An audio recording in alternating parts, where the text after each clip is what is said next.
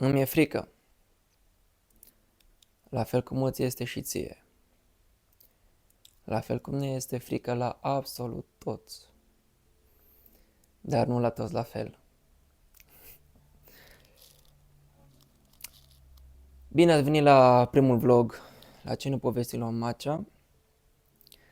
Astăzi este despre un subiect mult prea delicat pentru majoritatea persoanelor.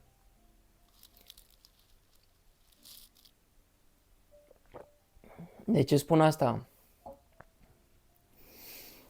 Pentru că e o realitate că toți avem frici interioare pe care încercăm să le mascăm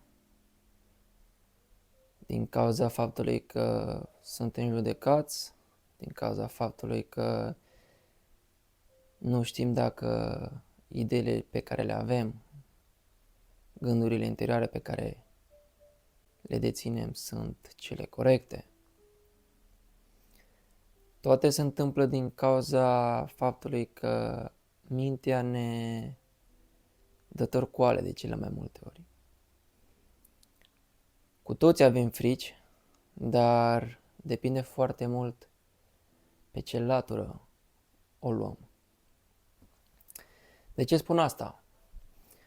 Prin simplu fapt că frica ori e combustibilul care te ajută să te propulsezi spre ceea ce dorești, sau pur și simplu e cheia prin care îți închizi toate porțile posibile și imposibile.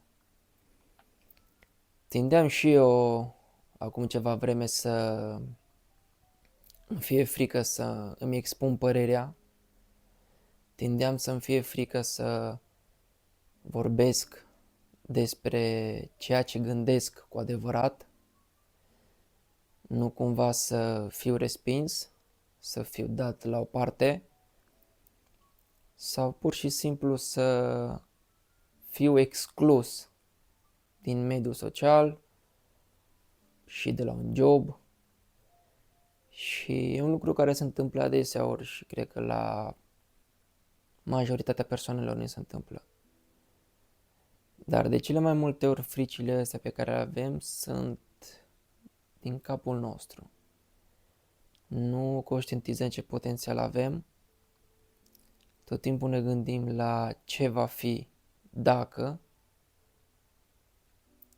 tot timpul tindem să tragem către partea negativă a situației, în loc să vedem partea pozitivă care, de fapt, asta căutăm întotdeauna. Partea pozitivă și evoluția. Dar odată ce intervine frica, nu putem să evoluăm. Aveam și eu probleme în care era doar în capul meu. Probabil că din cauza adolescenței, probabil că din cauza că tindeam să țin foarte mult cont de ce spune lumea din jurul meu, să mă bazez pe ce spun ei și să iau deciziile ca să satisfac pe lumea din jur. Indiferent că era vorba despre familie, despre antrenori de fotbal, despre prieteni, dar tot timpul mă lăsam pe mine deoparte și tot ceea ce făceam trăgeam să o fac către satisfacția altora. Ei bine, de asta spun că frica e combustibilul pe care tu poți să îl ai ca să ajungi în punctul în care vrei. Acolo e unde vreau eu să ajung. Cu toții avem un potențial extraordinar, dar renunțăm să îl exploatăm de frică. Frica este puterea prin care societatea ne conduce, că de fapt asta ne învață societatea, să-ți fie frică, să fii un om subjugat și să te supui unor reguli care nu și-au niciun sens și niciun rost. Din către libertate la propriu. Și dacă vrei să ai libertate, trebuie să accepti că nu-i totul alb sau negru, e și cu nuanțe de gri. Consider că este un factor extrem de important să fim sinceri cu noi și să ne dăm seama că nu e atât de rău să fim diferiți, să fim autentici și să avem personalitate. Și din păcate asta s-a pierdut la noi în societate. Tindem tot timpul să fim pe placul alții, nu cumva să deranjăm. Și tocmai asta îmi place. Consider că atunci când deranjezi, e pentru că de cele mai multe ori faci un lucru bine, pe care alții nu vor să-l vadă, nu vor să-l accepte, nu cumva să se simtă ei inferior față de tine. Și de asta spun că ar trebui să scăpăm de frică sau, cum adeseori fac și eu, să o fac cu frică. Da, îmi este frică, dar eu cred că este o frică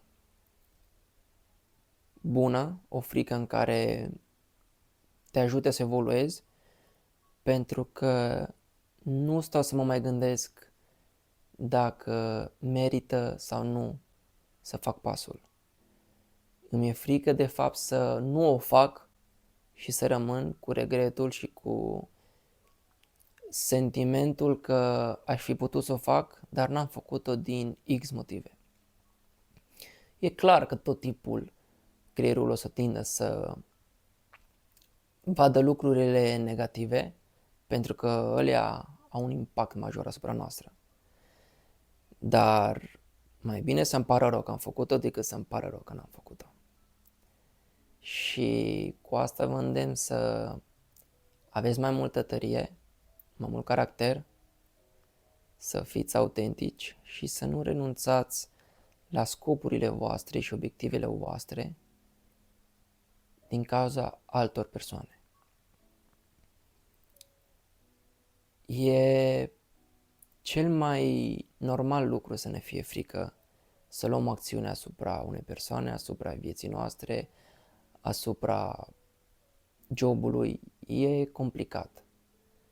Dar dacă stai să o iei mai profund, tot ceea ce facem în viață este complicat, este necunoscut și consider că asta e esența a vieții, să treci prin necunoscut fără a avea certitudinea că vei ajunge în punctul în care dorești. Că dacă toți am vrea să avem un corp frumos și am trage de fiare câteva luni și am zice, bă, dacă fac asta, o perioadă de timp o să ajung, toți am face-o, că e calea ușoară. Dar din moment ce nu știi cum corpul tău va reacționa, din moment ce nu ne cunoaștem pe noi, să vedem ce plusuri și ce minusuri să avem, nu putem să ne dăm seama de capacitatea noastră până nu încerci. Incertitudinea mi se pare una dintre cele mai frumoase lucruri din viața noastră, pentru că îți dă motivația și îți dă puterea să mergi mai departe, să te forțezi și să vrei să fii mai bun. Dar asta e una dintre problemele majore ale societății. Conformismul. Ne conformăm cu ce avem, ne conformăm cu mentalitatea pe care o avem și suntem de lăsători. Preferăm să renunțăm la efort, la disciplină și la pasiune în detrimentul confortului, binestării care e pe moment și nu te duce către nicio evoluție. E clar că nu e greu să fii în pasul în care zici aș putea să o fac, dar prefer să nu o fac pentru că am cerut păreri stânga și dreapta și am văzut că e greu. Ok, da, dacă pe tine te apasionează, dacă pe tine te incită, de ce nu o faci? De ce nu-ți asumi riscuri? Viața este despre asumarea unor riscuri și despre capacitatea fiecăruia de a trece peste momentele grele. Întotdeauna spun prefer să-mi dau cu capul stânga și dreapta și să învăț. E unicul moment în care cu adevărat înveți. Când ești tot timpul într-o ascensiune continuă, nu evoluezi. Efectiv stagnezi și te pierzi. Consider că eșecul și frica este necesară pentru a vedea într-un anumit punct unde te afli, dacă într-adevăr ești pe calea cea bună sau cea rea și dacă chiar merită să continui pe drumul respectiv. Dacă tu în continuare dai de probleme, dai de eșecuri, continui să ai frică, dar e ceva interior care îți spune că trebuie să continui și că îți dorești cu adevărat, atunci înseamnă că ești pe drumul cel bun și evoluezi ca și persoană și ca entitate. Dacă ne este frică să facem, indiferent despre ce este vorba, dar dacă ne este frică și teamă să ne asumăm anumite riscuri, vom muri neavând o evoluție a vieții și ne dându-ne seama de care este esența noastră ca și persoane individuale. Fiecare are drumuri diferite, fiecare are dreptul și sunt convins că poate să-și aleagă drumul. E vorba despre cât de mult îți asumi și cât de mult vrei să treci la următorul nivel. Observ foarte multe persoane din jurul meu care tot timpul găsesc scuze, tot timpul se deraiază de la drum, crezând că tot ceea ce li se întâmplă rău este din cauza la alții și nu din cauza propriei persoane și cred că este o mare greșeală. De multe ori o fac și eu. De multe ori încerc să caut scuze din cauza la alte persoane, din cauza la conjunctura respectivă, din cauza, dar nu mi-asum că principala vină e la mine. E la mine pentru că tot timpul avem decizia și raționamentul de a putea discerne ce vrem să facem și ce nu ne dorim să facem. Dar de cele mai multe ori, când vrem să facem un pas, totul rămâne la o gândire. Degeaba ai un obiectiv, degeaba ai dorința dacă nu acționezi. Toate sunt legate între ele și una fără cealaltă nu funcționează. Sau va funcționa până într-un anumit punct.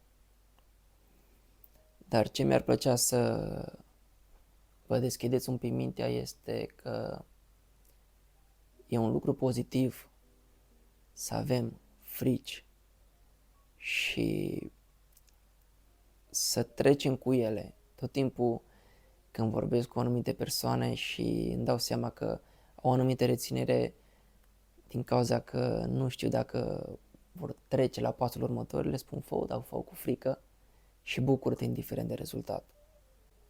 Despre asta e vorba, despre a face, despre a lua acțiune și despre a fi încrezător în propria persoană. De cele mai multe ori în viață umblăm singuri și nu o să putem niciodată să dăm de cineva care să ne înțeleagă în totalitate, care să fie în pielea noastră, pentru că fiecare persoană are anumite conjuncturi, fiecare persoană are anumite trăiri, are o anumită educație și o anumită percepție asupra vieții. Asta nu înseamnă că ceea ce spune lumea apropiată de noi este un lucru rău sau că nu vor să ne dea aripi. Pur și simplu, din punctul lor de vedere, ăsta este de mult corect. Dar, cum am tot spus, decizia rămâne la latitudinea ta. Este despre cât de mult îți dorești, cât de mult curaj ai și cât de mult îți asumi. Fiți mai asumați, aveți mai multă încredere în voi și treceți la pasul următor, pentru că sunt convins că multe persoane au o putere și o capacitate de dezvoltare enormă, dar se pierd din cauza la persoanelor din jur. Societatea avansează extrem de mult din punct de vedere tehnologic, din punct de vedere medical, dar cum totul în viață are o balanță, evoluează extrem de mult din punct de vedere moral și uman. Și dacă stăm să vedem așa, aș prefera să fim mai mult pe parte umană, mai reali, mai buni și cu mai multă personalitate decât să fim atât de dezvoltați din anumite puncte de vedere care nu o să aibă nicio valoare asupra noastră ca și entitate.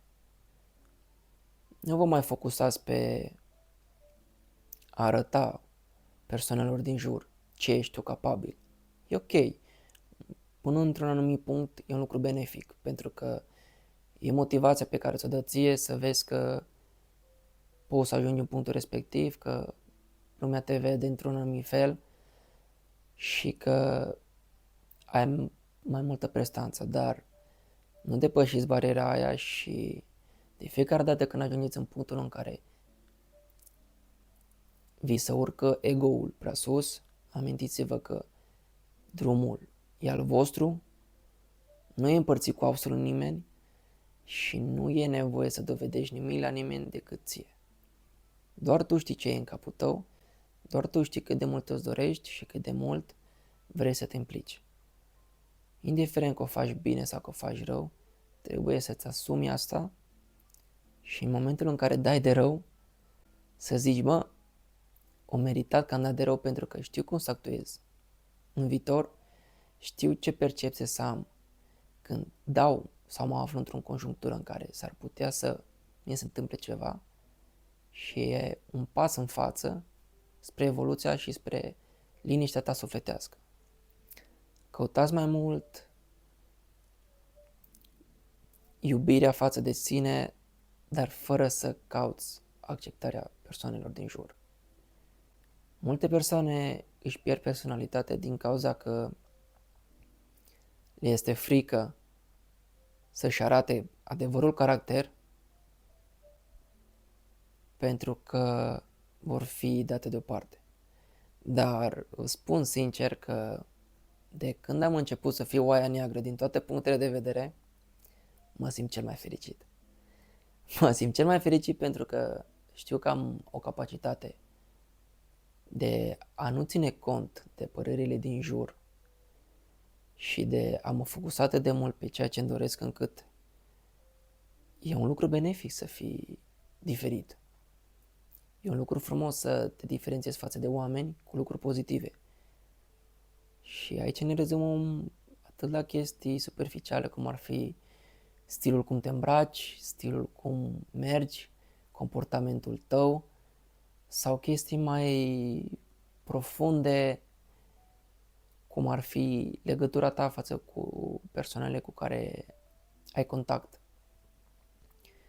Persoana care te vede din afară e probabil și e foarte posibil să spună că ești arogant, că ți s-a urcat la cap sau că te crezi superior.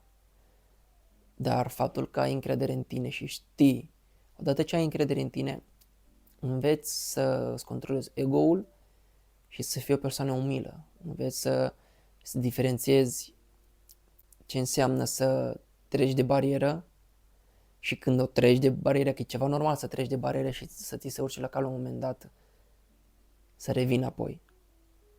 Să nu deraiezi de la drumul tău și să rămâi același caracter indiferent de persoanele care sunt în jurul tău. Așadar, ultimul mesaj pe care vreau să vi-l transmit este să aveți originalitate și personalitate. E cea mai de valoare calitate din punctul meu de vedere în ziua de azi și ar trebui să facem foarte mare, să punem foarte mult accent pe chestia asta, pentru că este o valoare care e transcendentă, e de neînlocuit. Așadar, dacă ați ajuns până în punctul acesta și v-a plăcut, sper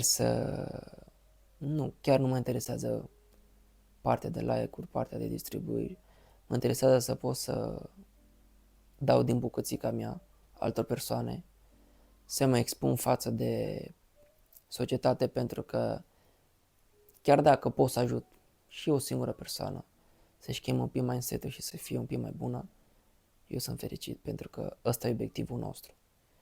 Uităm să ne focusăm pe evoluție și ne uităm mai mult în grădina de lângă, ceea ce este rușinos în ziua de azi, sincer.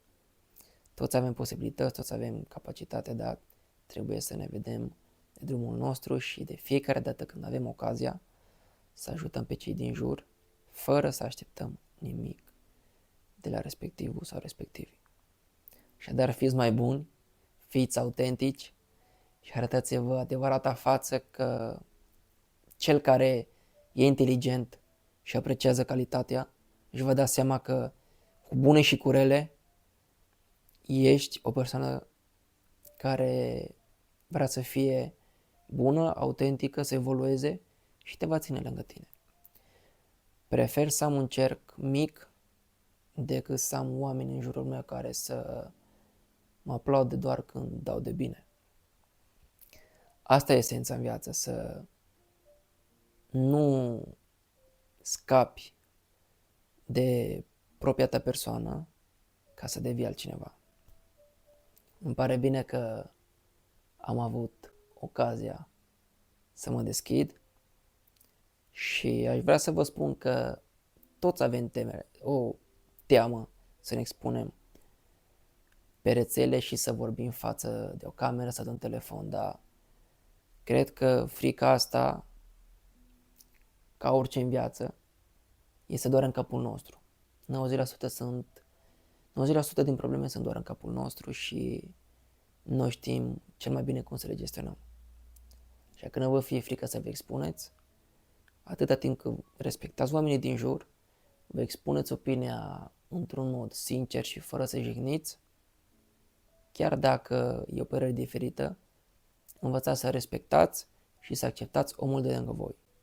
În niciun caz să încercați să-l schimbați și să-l modelați așa cum vreți voi, pentru că nu o să se întâmple niciodată.